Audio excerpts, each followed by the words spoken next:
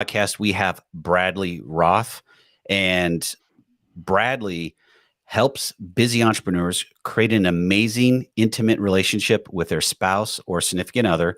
He's also the host of the Not Most People podcast, which was created to help shift the way people think about success, life, and happiness. He seeks to do that by waking people up to the fact that most people are not very happy, healthy, or wealthy. So why would you want to live, think, and be like most people? Bradley, welcome to the show. Ryan, thanks for having me. Excited to be here. You're more than welcome. I love what you are talking about, and we can probably go down a ton of rabbit holes. So let's Yeah, let's just jump right into it. So before we get sure. into what you're doing, just share a little bit about yourself and what you got going on, and then we'll jump right into what you're doing day to day. Yeah, man. I've tried to get better at condensing the backstory because it's not a very direct one. It's one that like kind of never thought I would end up doing what I'm doing. I started out growing up in a fairly religious and I don't know, I guess kind of protective household where uh, there was lots of rules. And I always kind of questioned those things. I was like, okay, as a kid, you're curious. And then even growing up, you're curious. You're like, why is that the way that it is? Go to school. There's kind of these arbitrary rules or way things are done. And I was always just kind of like, I think subconsciously, not rebellious. I was never like outwardly rebellious, but I always kind of was like, you know, a healthy amount of skeptical, I guess, like where I was always kind of questioning things. I always asked why. I'm a very logic driven person. And so growing up, I was homeschooled for a while. Then I went to 1 year of private school in eighth grade. And then I went to high school, to an all boys high school.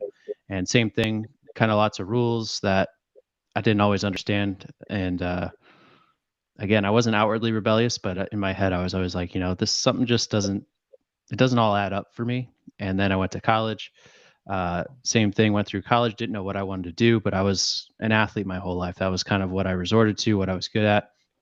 And so didn't know what I wanted to major in. I said, okay, I like working out. I'll do exercise science. So I did that, graduated from UConn, went right into a CrossFit gym and was doing that for a while.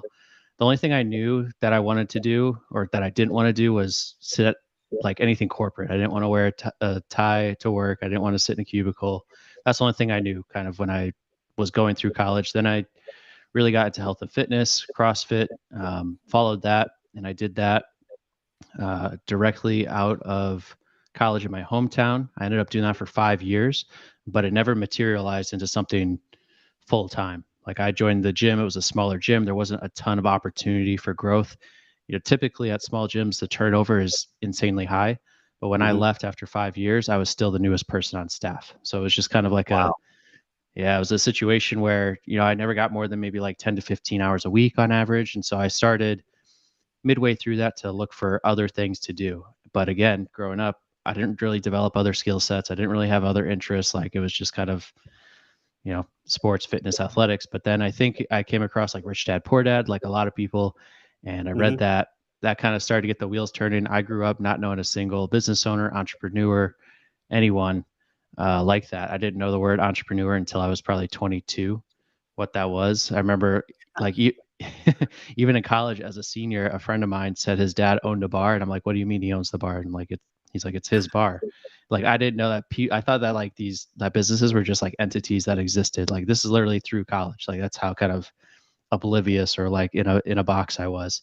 So that got the wheels turning because again, I didn't like a very super structured, like you got to be here this time, punch in, punch out kind of job. And so I said, okay, what can I do that's kind of flexible? I can keep working at the gym, but supplements that. So I jumped into real estate, got my realtor's license. That turned out long term to not be what I wanted to do because more than anything, I like to travel, see the world. And being a realtor, you're kind of fixed on one spot. Like you have your territory and you build that up and you're kind of there forever.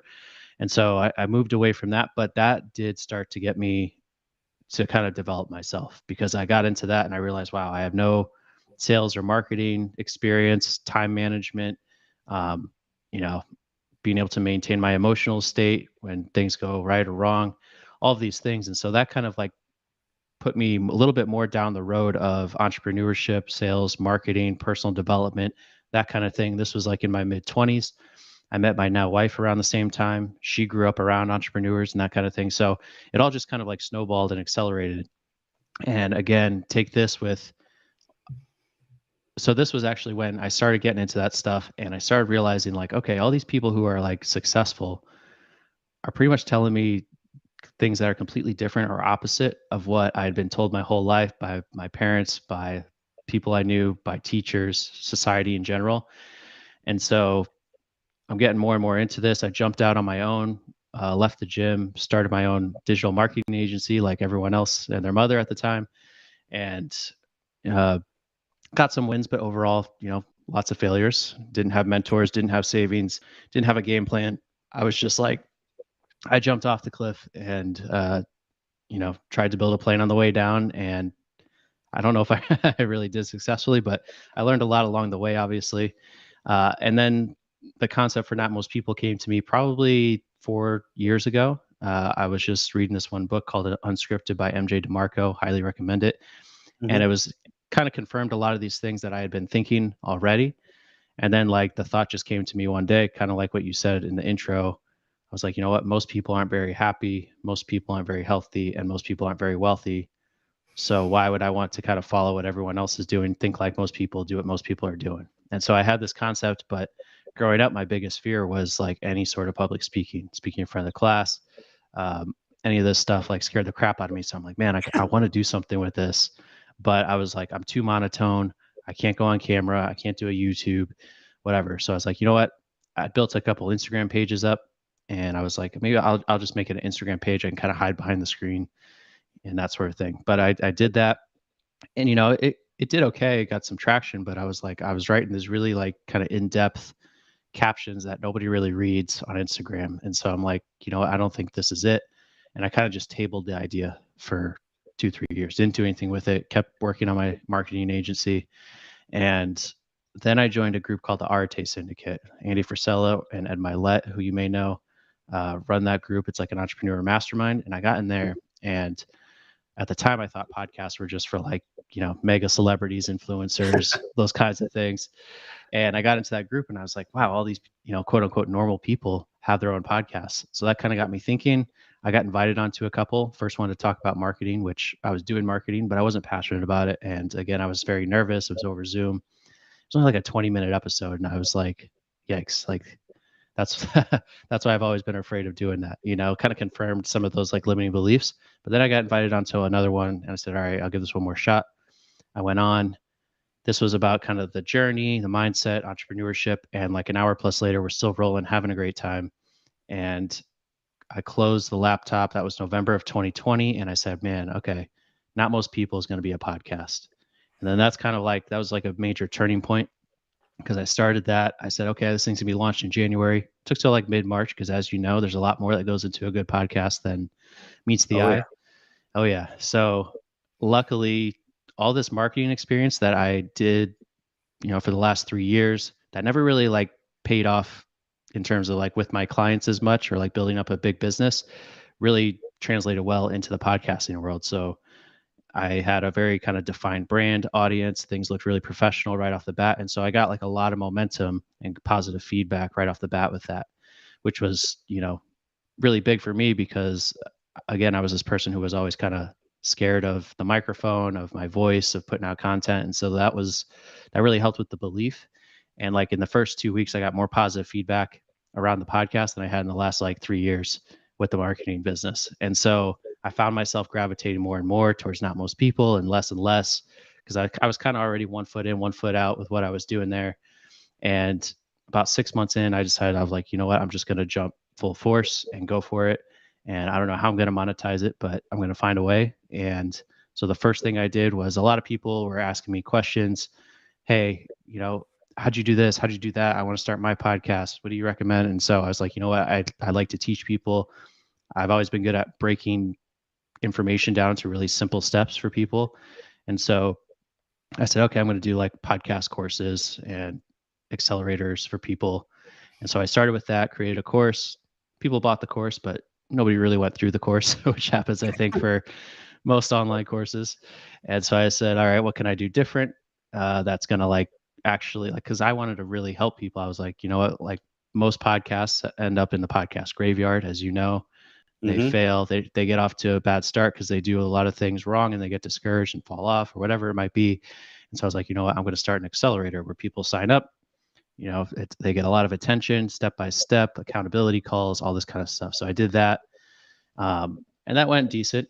That was kind of the first one through as a beta, and uh, but still, even people who signed up and paid still wouldn't show up to calls and stuff. So that was good, but what I really wanted to do was like with not most people, kind of it's a little bit contrarian, but also personal development focused and creating this uncommon life. And so I've always been big on like community and bringing people together. And so from there, I said I'm going to start my own kind of community around this. So I started the Not Most People Alliance last April. That's my own kind of community, brings people, like-minded people together and that kind of thing. And then right after that, last summer, I started doing live events, which again, as someone who was terrified of public speaking, like to be throwing live events, like I was like, man, how the heck did I get here? Like this is not something I ever planned on doing. And so I did 2 last year, and I got the next one coming up here real soon. And that kind of leads me to where I'm at. So I'm just building out this kind of movement, and then trying to also fit a life of flexibility and travel, and make it all work with my wife and everything too. So a lot of moving pieces, but it's been a lot of fun. It's exciting, and it's finally, after like years and years of you know being on the verge of like, man, is this thing gonna work? Am I gonna have to go get a job that I hate? Like, it's finally starting to work, and so it just took a longer time than most people would get those, I think. And you didn't give up. That's the biggest piece that people don't realize is you Hmm. can't give up. I mean, we've all been on the verge. I've had 2 failed businesses and had to go back to corporate America twice, but I never gave up. I just had to regroup Hmm. myself. But now it's like I get that piece where you're waiting and waiting and waiting. I'm there. I'm literally there with you because I get approached with my podcast of it's time to monetize, and it's Hmm. like they're not my day jobs, and Yeah. they're not. I mean, I can Yeah. only dedicate so much time to them, but doesn't mean I don't care and I don't want to grow them. But at the same time, it's like, am I going to be able to put enough time into them and take them to the next level to be able to do Hmm. that? I don't know. I mean, there's probably how we met on Podmatch.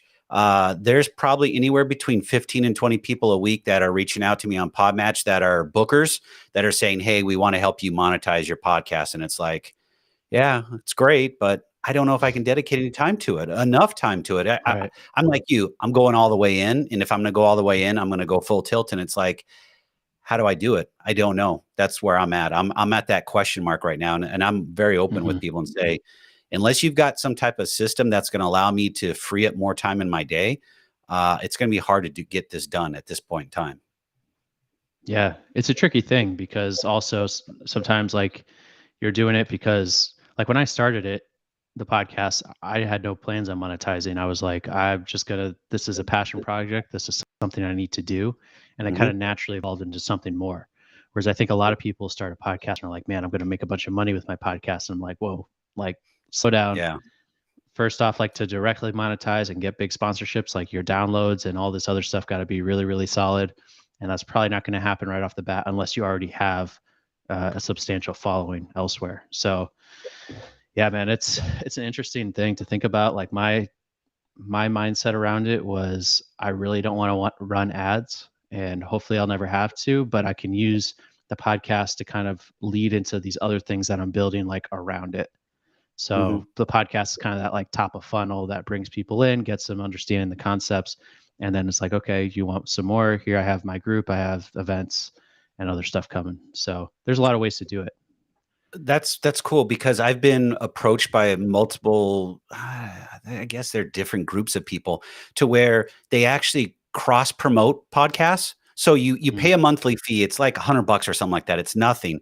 And then they actually have a group that you belong to that you're able to post they take your RSS feed, post it up, and then one website's getting close to 2.5 million hits a month. And I'm probably not doing it justice because I've not dug into it enough. But what I'm understanding from other people that I've met on Podmatch that have been on my show, they're on a couple of these websites, and they said in the first 60, 90 days, they saw a 20% increase in downloads and also subscribers. And I'm like, okay, Hmm. I mean, for $100, I'll try it and see what happens. I mean, it's an aggregator. I mean, they're just basically Right. taking all these podcasts and put it and pushing it out to the world. And he has I think it's a 500,000 or 750,000 email subscribers that he emails out on a weekly basis. So I mean, you get some eyeballs Hmm. and some promotion. I'm like, For sure. I'm looking about trying it. It's just, and tell me, correct me if you're wrong. You're further along in this process than I am. Um, I feel like if I'm going to monetize my podcast, there's some things that I want to step up on to get to another Hmm. level. And Yeah. I just don't know if I can dedicate that time quite yet. Cause I've got a couple other huge projects in my day job, that are on my plate that I gotta get done. During the day, Hmm. we're affordable housing developers. And at night I work on social media and podcasts. So, I mean, it's just, It's a lot. just part of life. Yeah, it's a lot. It's part of life. And Yeah. I love them all, but I don't want to get into something I can't finish.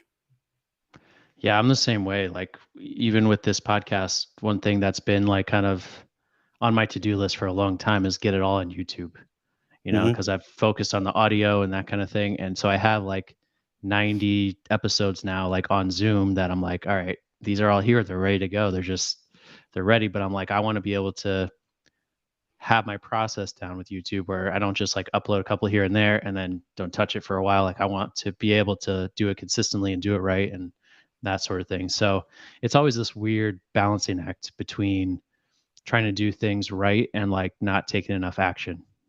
And most people tend to be on one end of the spectrum. You got the classic overthinkers, which is kind of more naturally like where I skew to. And Hmm. I've been working to get more to that other side, right? And you have other people who just like don't think twice and they just take action and make lots of mistakes and figure it out along the way. And I think somewhere in the middle is usually where you want to be. And you look at like a lot of great business partnerships. Usually one of those people is like the like let's go, like kind of like don't think twice, I guess visionary type, and the other person is like the person who's like, well, let's think this through, that sort of thing, and then they kind of find that balance in the middle. So it can be difficult as a one man show a lot of times to put yourself where you need to be to take enough action, but also do it to a certain level of quality. Yeah, and I agree. I mean, the YouTube piece that you discussed, that's my biggest bugaboo. You give me any other social media platform, I can excel at it for some reason. Hmm.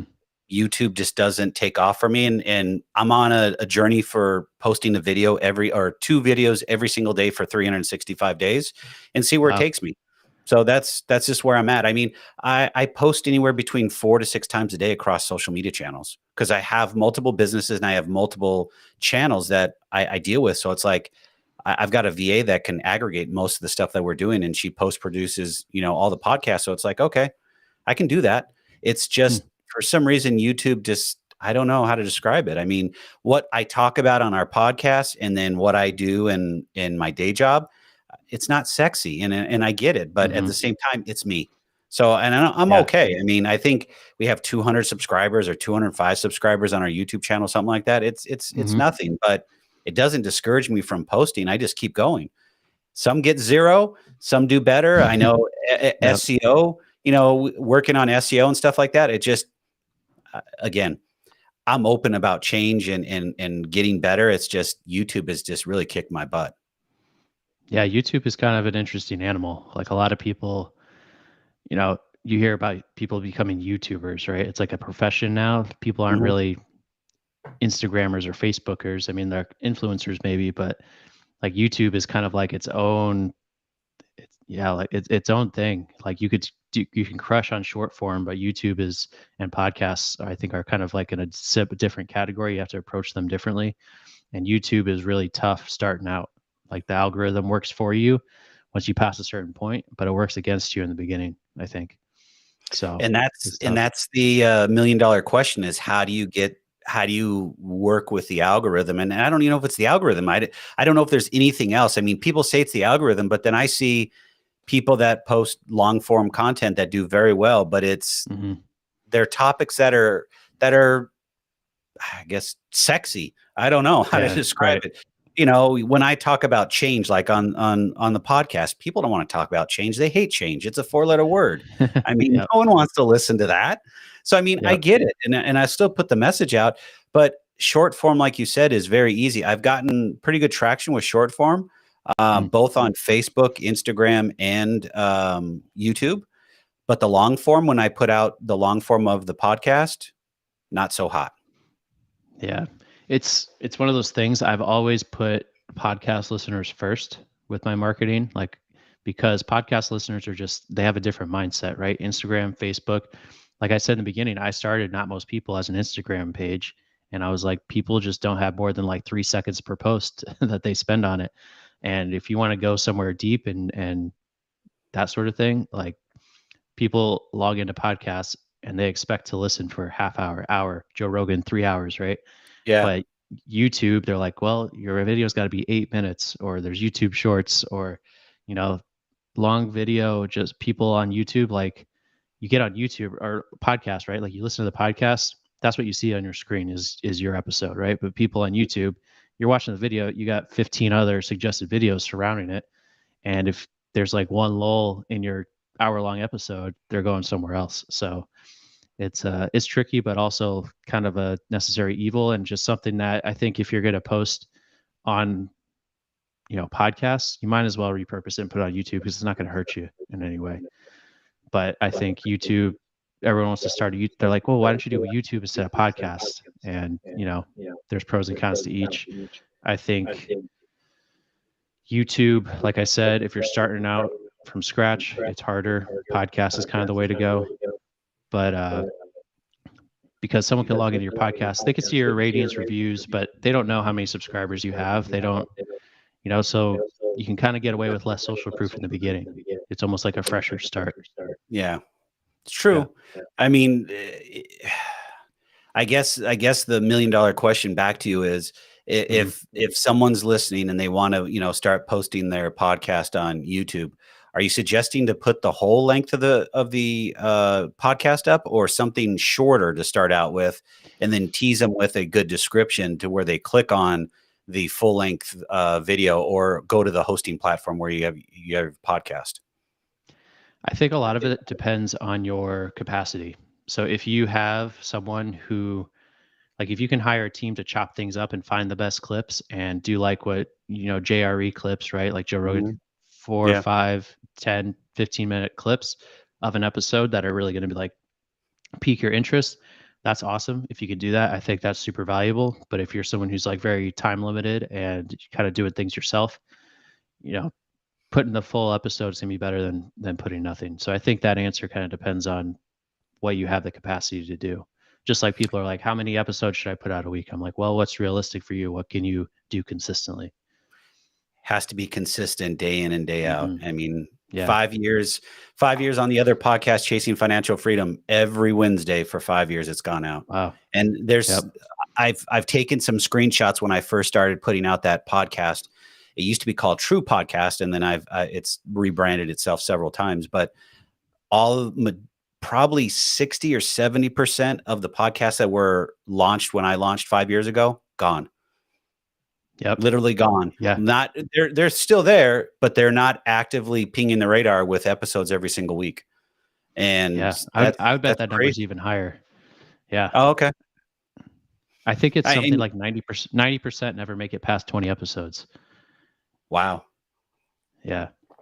That's crazy. But I mean, I think I saw a demographic or some type of data a couple weeks ago that says if you're getting 40 downloads in your first week, you're actually in the top like 15 or 20%. I'm like, really? That's it?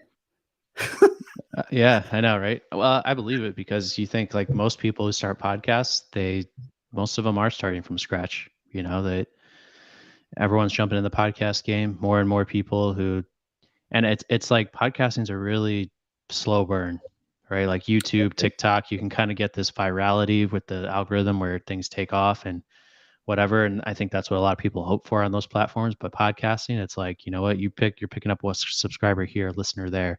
Someone goes away for a couple months, maybe they come back to you, and it's not like this. Like, it's like slow trickle up, unless, there's ways to kind of obviously get around that, but unless you're able to really advertise or do collaborations and some of these things that are going to do a lot for your visibility fast, like it's going to be a kind of slow, consistent climb. And most people, I think, just get discouraged by that. But you said one thing in the beginning of the podcast is guesting. That is like the magic sauce is guesting Yep. for at least for me, because I've started to the point to where now I'm allocating 2 to 3 slots a week where I can guest, and it's helped.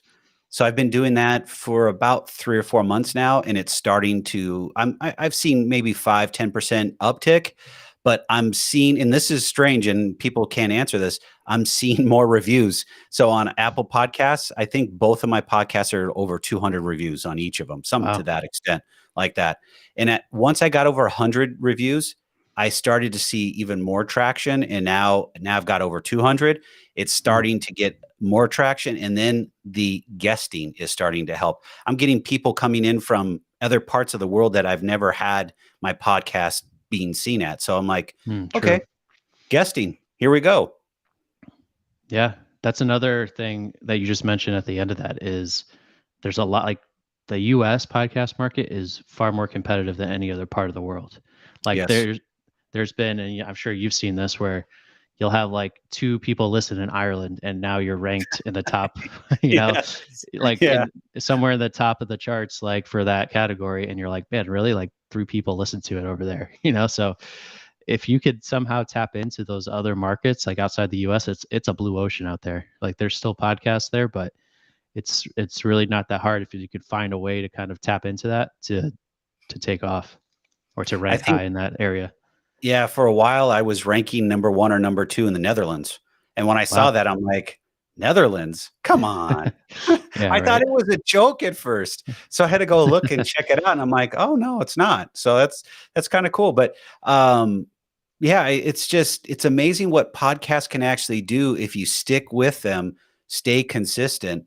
Um, I mean, this is kind of, we're going to digress into, what you're doing, but Mhm. with that in the podcast and you being consistent and going through that process, how does that relate to clients that you're working with in coaching when, most people are afraid to be themselves? I mean, how do you pull that out of people? It's tough. I think, I mean, obviously that varies person to person in terms of Yeah. like, so you're asking like, how do I get people to be authentic in a Well, sense? how about just to be true to themselves? I mean, one of the Mm, biggest things that I struggled with my journey in life was finding my passion and my financial purpose, mhm. and once I was able to find that, doors opened. And there Yeah. literally before we did this podcast, I met a realtor that's in Knoxville, Tennessee, that called me out of the blue and said, "Hey man, I want to partner up with you and see if we can start doing some affordable housing, workforce housing." Holy crap, out of nowhere. And it's like, that's the stuff that I'm talking about, is once you start putting it out there, it happens. But we're so afraid to be ourselves and go Mm. after our passions. It's like you said, people don't want to be real. They want to be like somebody else. And it's like, why do you want to be anybody else other than who you are? Yeah, I think a lot of it is people don't know who they are. They don't know what their passions are. And, people say, well, why don't I know? Why does this person know? It's like, well, you probably just haven't looked enough or you haven't tried enough things. Like a Hmm. lot of people are afraid to try new things. They're like, I don't want to spread myself thin. I don't want to fail. I don't want to take risk, whatever it might be. But that's the only way you're going to figure it out. And I think it's a lack of curiosity that kills most people in terms of like finding what it is they truly love, what they want to do, why people have midlife crisis, because they like kind of put themselves into this track that they eventually realize isn't like where they want it to be. And then the further you are down that track, the harder it is to like, go elsewhere. And so I knew for me, uh, I kind of again was always this, I'm always thinking, I'm always introspective kind of. And so I made the decision like in my 20s, I'm like, you know what, now's the time to take risks rather than later on when I have kids, I have a mortgage and it's harder to pivot. It's harder to take these risks right now. It's me, obviously I have my wife, but now I can afford to like look around, figure out what it is and put in that time investment now so that I don't turn around in 10, 20, 30 years and I'm like, oh crap, like, now it's really hard to switch gears and that sort of thing. So I think it's just trying different things, being curious, read books, watch whatever you're in, like, connect with interesting people, ask lots of questions, and that sort of thing. And don't think that you know it all. Because I think that's a big thing is people's egos get in the way and they lose their curiosity and they don't want to be seen as a beginner or a failure or whatever. And it's like, man, drop that because that's not going to help you in any way. So, what was that turning point for you to say that you were going to go all in? I mean, because we all have to hit that point to say, I'm sick and tired of what I'm doing and I need to make a Mhm. change. What was that for you? It for me, it was realizing that like this is giving me a lot of energy and the other one feels like a total energy drain.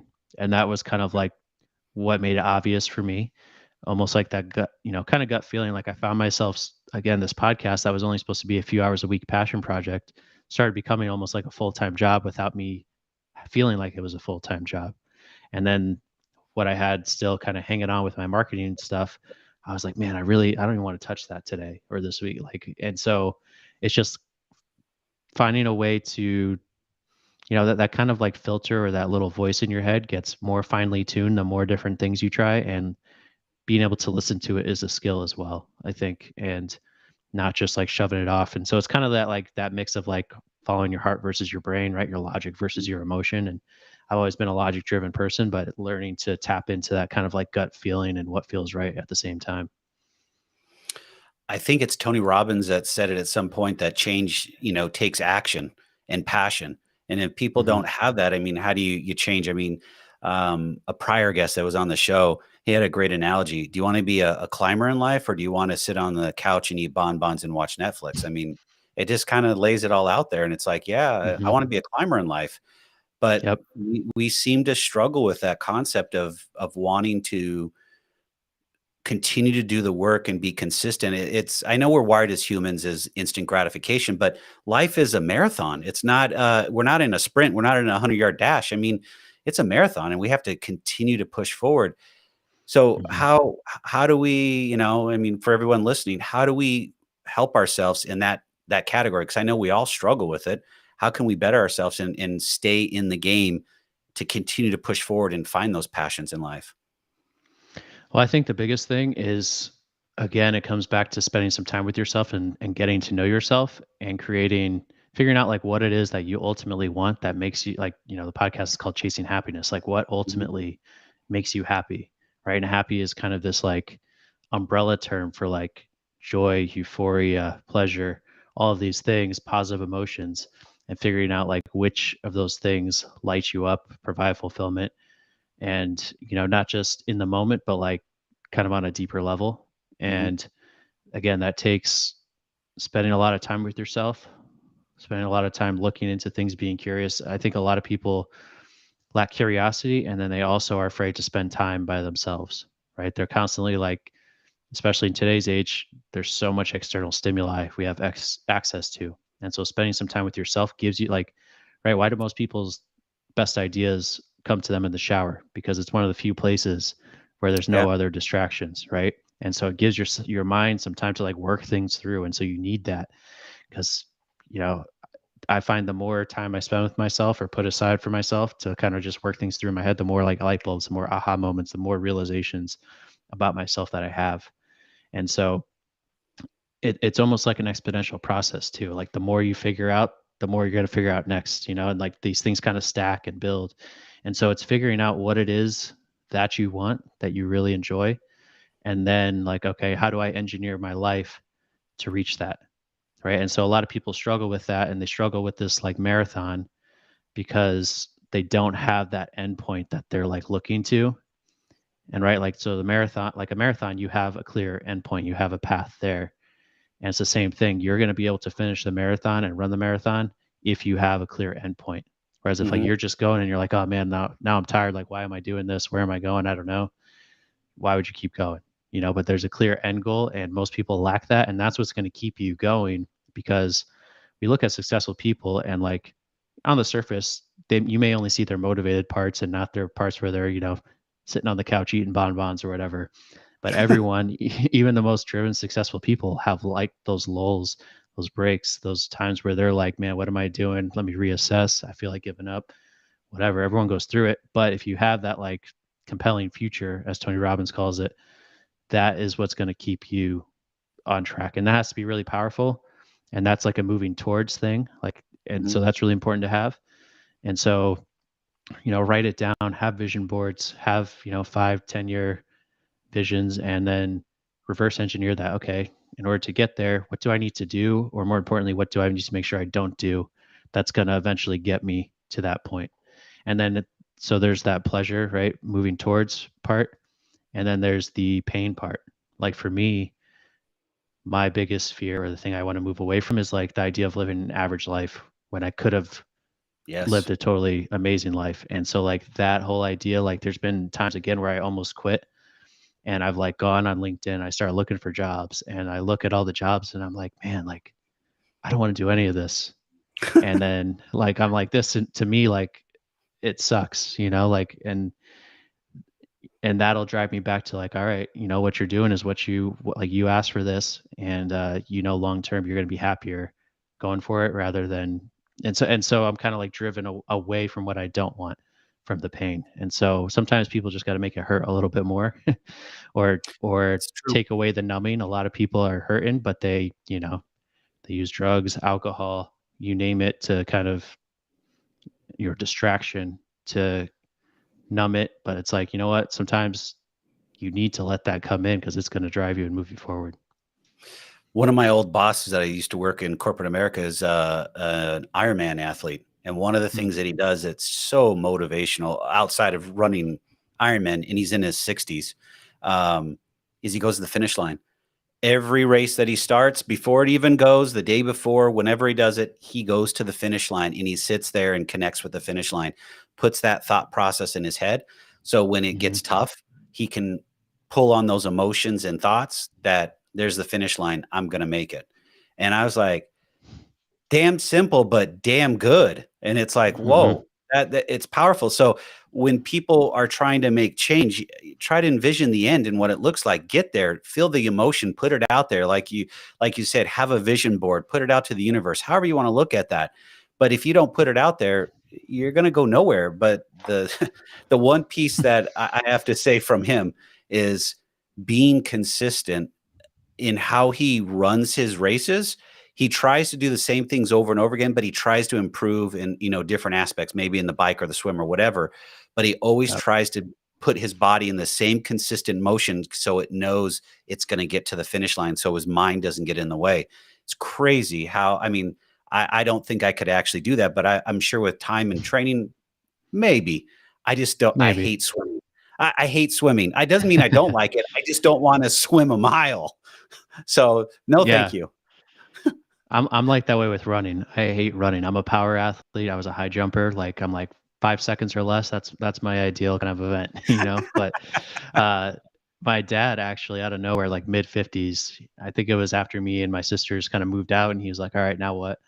Uh got into like Ironmans. Well, he did one Ironman, but he did a lot of, triathlons and stuff, and just he had never trained for any of that. And then just mid 50s, he's like, I'm gonna do it. And he ended up doing it. And I was like, man, that's amazing. But that's just not something that I have a desire to do, or run a marathon. A lot of people like, it's that bucket list item. But again, that comes down to like the self awareness. Cause I think a lot of people are like, oh, that looks cool. That person did it. Like, you know what? I'm gonna do that. But it's not really what they want.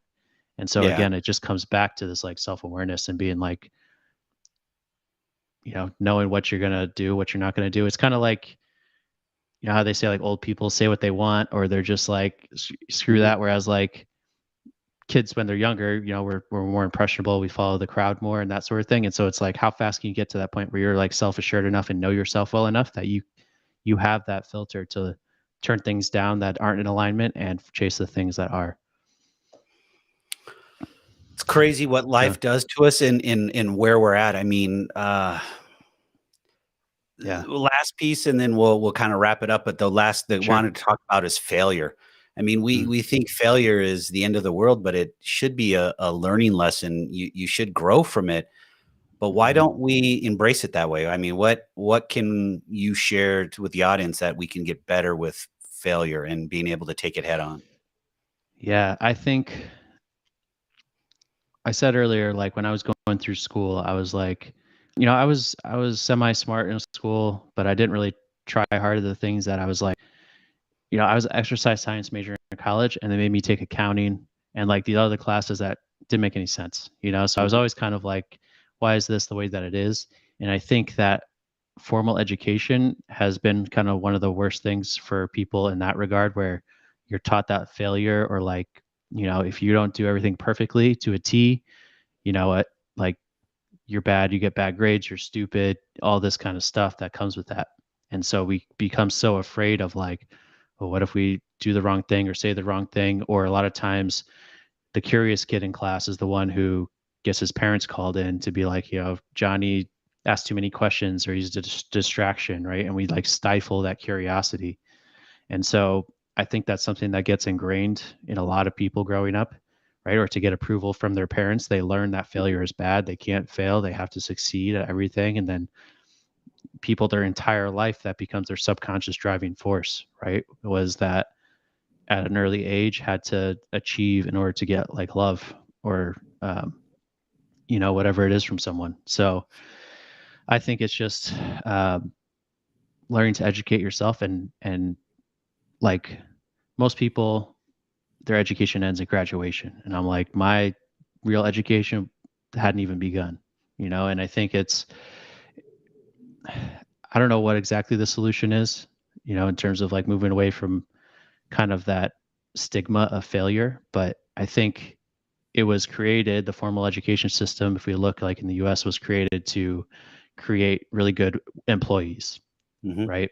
And so, why are all 30 kids learning the exact same thing when they all have different interests, different aptitudes, all this different stuff? And so it's creating, I don't know. Again, I think a lot of this stuff that we're seeing now, online school and access to all this information, is a great thing. And I think we're starting to see people kind of move away from that, right? Or like, if you have entrepreneurial interests, maybe you start pursuing those earlier versus having to go and I think degrees are something that's always going to be necessary for certain types of people, obviously doctors, engineers, that kind of thing. But I think, Mhm. you know, I learned more in exercise science uh, within my first like 3 to 6 months working in it than I did for 4 years paying a whole lot of money at school. Right. And then like, I have a sister who's a political science major. She's not doing anything with that. I have another sister who's like an environmental health in the environment, and she's not doing anything with that. And so it's like, we kind of all went to school because that's just like the expected path, right? And then I'm kind of going on a rant tangent here, but it all seems to, it all kind of ties together, and it's one of those things that I think we just need to ask why more, question, and look at failure like how it's all about how we frame things, right? So failure we frame as this bad thing, but I can tell you every time I've failed, it's prepared me to win on another level, right? If you can learn from it, if you can, again, going back to Tony Robbins, life happening for you and not to you, Yep. right? And so saying, okay, what can I learn from this experience? What did I gain out of it? And as crazy as it sounds, once you learn to ask that about everything, it becomes really, really easy to answer that. So even things that seem tragic or seem like, why me, the worst things are happening to you, if you can learn to reframe and say, what is this teaching me? It takes a while. It took me a few years of constantly asking that question to be able to be like, man, this, instead of being angry at the world and why did this horrible thing happen, be like, all right, what did I learn from it? What can I use? And I've been able to find an answer to almost everything. So, and I wouldn't say almost, actually, like everything in the past that used to make me angry or haunt me, now I can look back and say, here's why that happened. Here's what it led to, directly or indirectly, that I didn't expect. So I think it's just how we frame the word failure. Um, and that's, I don't know, that's really the answer in my book. No, that's a good answer. I mean, you have to take away the lessons from Hmm. what failure does to you, and then I struggled with it too. Sometimes I do struggle with it today, but Yeah, for sure. I sit back and have to say, okay, what am I going to learn from this, or what can I learn from this? And one of the biggest things that I do is I get up early and I take my dog for a walk, and it's typically 5 o'clock, 4:45, something like that. No one's out. It's quiet. It's kind of like my shower time, and Hmm. we'll walk for 30, 40 minutes. And there's a lot of things that come into my head that pop in, and it's like, okay, that's what happened. Okay, and then I'll come back and write some of them down because I want to remember them Hmm. and make sure that I'm engaged. But the biggest thing is once you start embracing that, failure can suck, but it also is a great winner. It's a motivator to do so much more. You just have to be able to get back up every single time. You can't just give up once you Mhm. get knocked down once. I mean, everybody's out there. I'm going to put out a TikTok or whatever, a social media post. I'm going to be a millionaire overnight. And then they give up after one. I'm like, well, duh. I mean, Yeah. that there's nothing, there's nothing more to say about that. If you're only going to try once and you think you're going to be successful, then life is just going to be just that.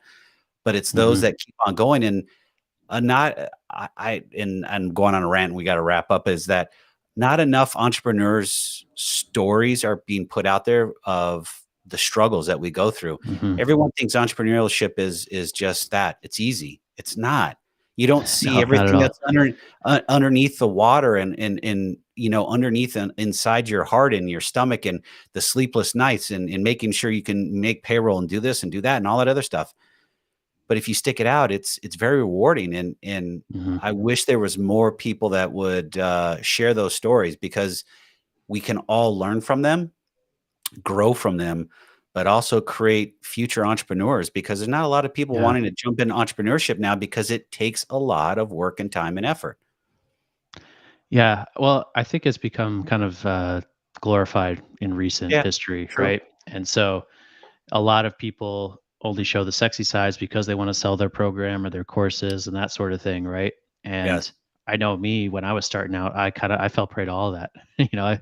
I followed all the wrong people and got the wrong idea in my head about a lot of things, right? I had those like rose colored glasses on, Glasses. and I think a lot of people want to get into entrepreneurship now, but 90% of them drop out real fast because they kind of have these unrealistic expectations. They follow the wrong people, whatever it might be. But going back to what you said, the common denominator to all successful people in anything is not giving up, Yeah. right? Like like name a highly successful individual who got there because they gave up, right? Yes. And there's also another thing there where I'm kind of a stubborn person, right? And I think most people who don't give up have to be a little bit stubborn. Like there's a Yeah. healthy amount of stubbornness, Yeah. but at the same time, you have to be able to pivot and change gears, right? Like I held on to the marketing business that I was in probably for a lot longer than I needed to or that I should have, because I didn't want people to see like, oh, it didn't work out. Like that business didn't work out. I was afraid of that, right? And so that kept me where I didn't want to be for longer than I should have been. And so it's being stubborn and like keeping that uh, this really ties back to what we said earlier about that compelling future. Keep that compelling future in mind and be stubborn about getting to it, but be flexible in your approach. I like that. I really do. Mhm. So that's a good place to wrap up. But before we go, how can everyone get a hold of you if they want to reach out and chat with you? Yeah, the easiest place to reach me personally would probably be Instagram. It's at Bradley_Roth, ROTH. And then through the podcast, notmostpeople.net is where you can find everything. And then the podcast, Not Most People, it's on Apple, Spotify, all those other places where you typically find them.